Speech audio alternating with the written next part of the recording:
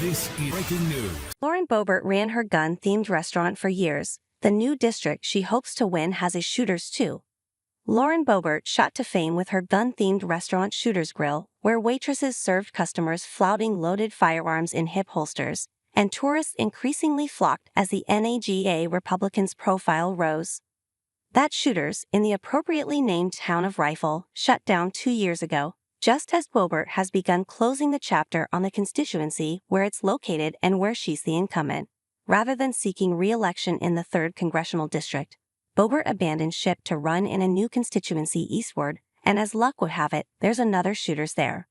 Boebert has no connection to this sleeker restaurant almost 275 miles away in Byers. Shooters Bar and Grill serves alcohol, unlike Boebert's venture. Probably wise, considering the firearms which the new Shooters is also missing. Also highlighting their differences, the new Shooters has not had any bad press for skirting COVID rules, having only opened last June, nor reports of food poisoning. The Byers Shooters, however, does get the odd Boebert-themed question. We've had people ask about it. General Manager Tiffany Engelsman tells The Independent just over a week before the June 25 primary, which will decide whether Boebert gets the GOP nomination for the seat in the 4th congressional district, although she notes it's definitely not a common occurrence. Polling earlier this month placed Boebert with a 35-point lead over 5 other candidates, though 40% of voters were undecided at the time, according to the Kaplan Strategies poll. Boebert announced in December that she would no longer pursue a re-election campaign in CD3, where she narrowly beat Democrat Adam Frisch 2 years ago by just 546 votes. At the time of the switch announcement, many voters in the Eastern Plains, a more heavily rural and conservative agricultural district, were not hugely familiar with Boebert, despite her national presence. While some of CD4 touches the edges of Denver's commuter suburbs, most communities are small, close-knit, and rural, home to farms producing crops like wheat, corn, and oats, as well as dairy and hog operations and livestock ranches.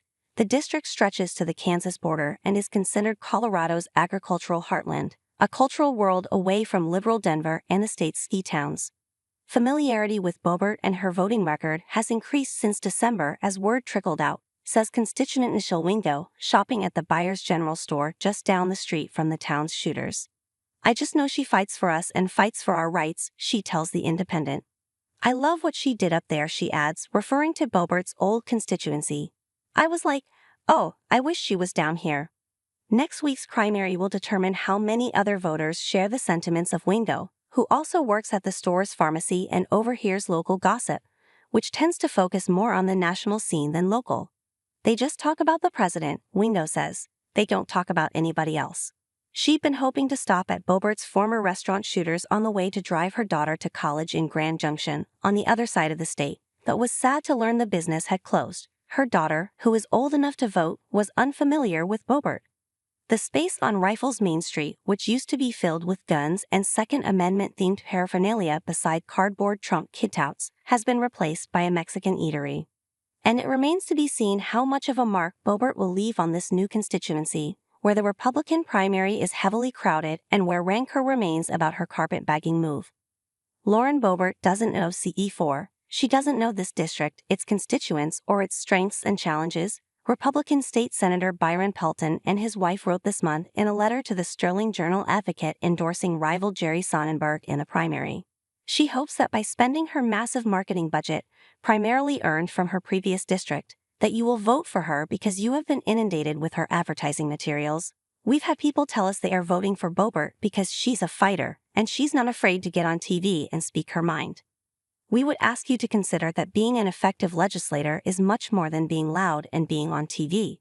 Publishing from 12 countries and in 6 languages, The Independent is a truly international news organization, the first of the quality news brands to embrace a fully digital future in 2016. The Independent is the UK's largest quality digital news brand and a top 10 news brand by reach in the US.